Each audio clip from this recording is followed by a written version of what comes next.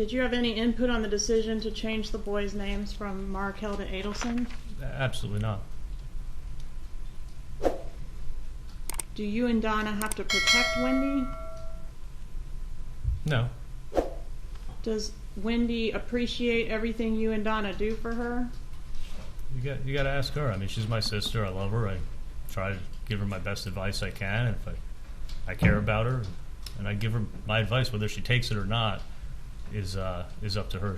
She's a grown woman. Let me ask it another way. Do you feel, or isn't it true that you don't feel that Wendy appreciates everything you and Donna do for her?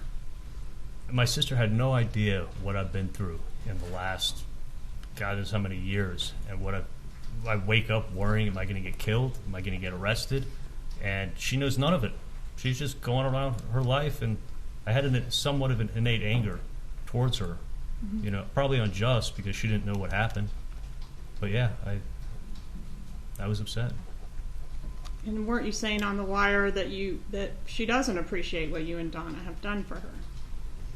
I don't know if I said that she doesn't appreciate what I've done for her, because I never did anything for her. Okay, so that was my next question. What have you done for her? Nothing? Other than give her advice and care about her, and be a big brother that loves her. Would you say Wendy's a little bit spoiled? In some regards, I mean, she gets a lot of help, for sure. Is she a little less savvy about how the world works than you are? I don't know. I mean, you got to ask her. Could you trust Wendy with a secret that could ruin your life? It's not a secret. It's something that would get me killed, so I didn't want to tell her.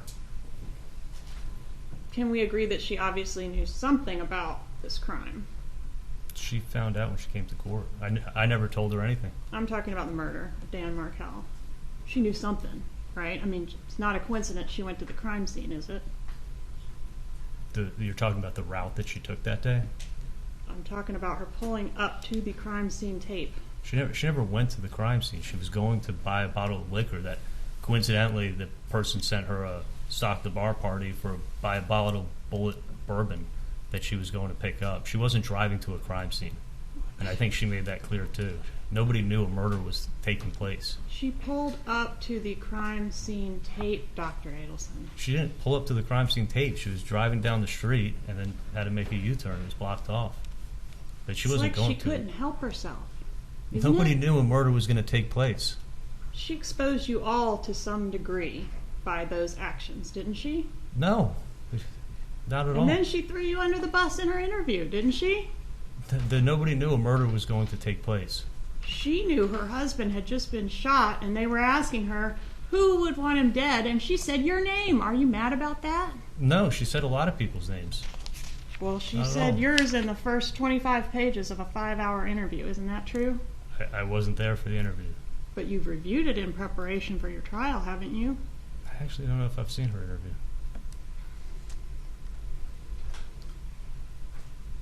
There was a lot of questions of you about, didn't you do this murder with Wendy? Doesn't the state think you did this murder with Wendy? Are you familiar with your charges in this case? Yes, I'm very familiar with my charges. All right. And who are you alleged to have done this murder with? I'm alleged to have done this murder with my sister, my mom, and my dad. Would it refresh your recollection to review a copy of the indictment in this case? I'm a slow reader, but I could read it if you want. May I approach, Your Honor? Okay. And this is the official charging document in your case, Dr. Adelson. What does it say in reference to who you are alleged to have committed the murder with? This is, what day is this? 2022. Oh, they think I did a murder with Katie. Catherine Magbanua. Yes. Anybody else? Give me a minute, I'll read.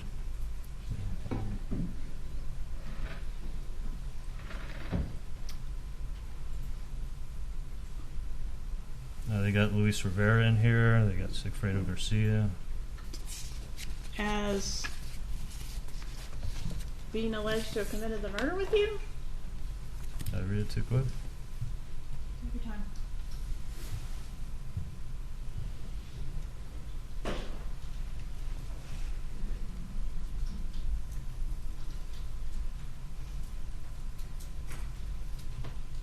Should just be at the very top of each charge. On or about July 18th, 2014, did unlawfully. Okay. Yeah, Katie. Okay.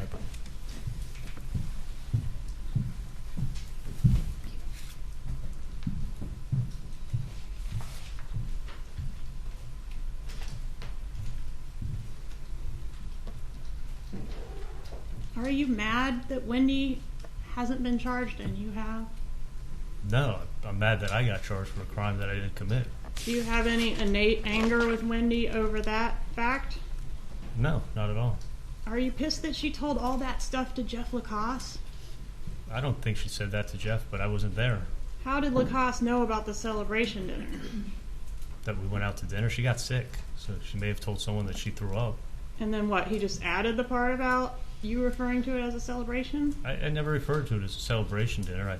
I picked my sister up. I said, where do you want to go to eat? She said she wanted pizza or sushi. I said, I know a great sushi place. We went there. We didn't have reservations. We ended up sitting at the bar for an hour waiting for our table. And she had 2 drinks and got sick. She vomited on the dinner table. Or at the dinner table. Yeah, she got her to the bathroom. But yeah, she doesn't drink alcohol. So those 2 drinks, and I think on an empty stomach, I think she got really sick. But there was no celebration dinner. It was the first time that she actually really left the house since she got back from Tallahassee. She was devastated. Did you say something to her about the murder of Dan Markell right before she vomited? Absolutely not. Do you remember what you said right before she vomited? She was I think she said, I don't feel well. And I say, oh no. And then she threw up. Before that? No, I think I said, oh no. And then she threw up. Before she announced that she was going to be ill. Right. Do you remember what the conversation was? Just how's the food? How's your? I mean, we were probably about halfway through dinner. If you look at the timetable, we weren't there long. Why did you brag to Jeffrey Lacoste about your connection to the Cuban criminal element? Never said that to Jeff Lacoste. So he's making that up? If he said it, I never said it. Well, you were in here when he said it, weren't you? I heard him say it, yeah. But I never said that to him.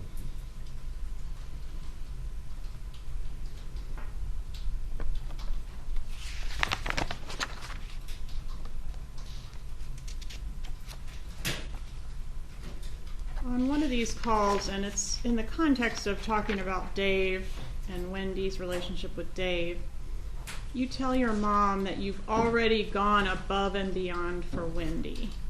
Was that a reference to having her ex murdered? No, that's me getting tired of this Dave stuff. I mean, Dave's a great guy. I mean, everyone who meets him likes him. He's not only super successful, but he's very low-key, like T-shirts and jeans kind of guy. And he loves my sister's kids. I mean, if you listen to The Wire, the point I was making is not how successful he is. The point I was making is that my nephews farted on him, and he thought it was funny and didn't bother him. And he also has 3 young kids, the same ages as my sister's 2 young kids. They actually met in line when my sister was registering the kids for school, and they've been friends for years. So I thought it was a great opportunity for my sister to have a great guy in her life. And I was getting sick and tired of Dave calls, and The Wire started in April. My sister's birthday's in April, Dave's birthday's in April, so you got a ton of Dave chatter on this case. But believe me, I'd go crazy if I was talking about Dave like this all year long. So that's a no? You did not reference having her ex murdered? Absolutely not. When you said no. You've already gone above and beyond? No, that was me getting sick of dealing with the Dave stuff. As great of a guy as he is, I was still getting sick of it. When the $1 million offer was conceived, do you recall whose idea that was?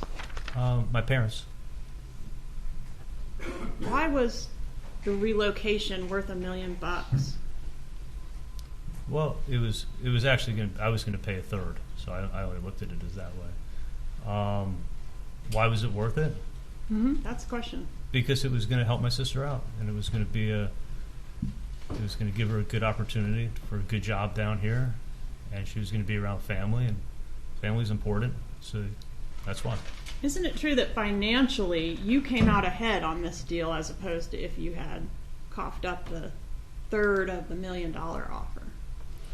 how in the world did I come up ahead? This is the craziest Financially, you paid $138,000, then you paid $2,000 a month plus the $1,000 payroll amount. You're still about over $100,000 ahead financially than if you had coughed up the $333K. No, I would have been better off paying. And first of all, I never paid for MERS. This is a crazy question, but paying $3,000 a month for life is not anything anybody wants to do. I didn't say anything about paying for a murder. I said you paid $138,000, which you did. I got extorted for $330,000.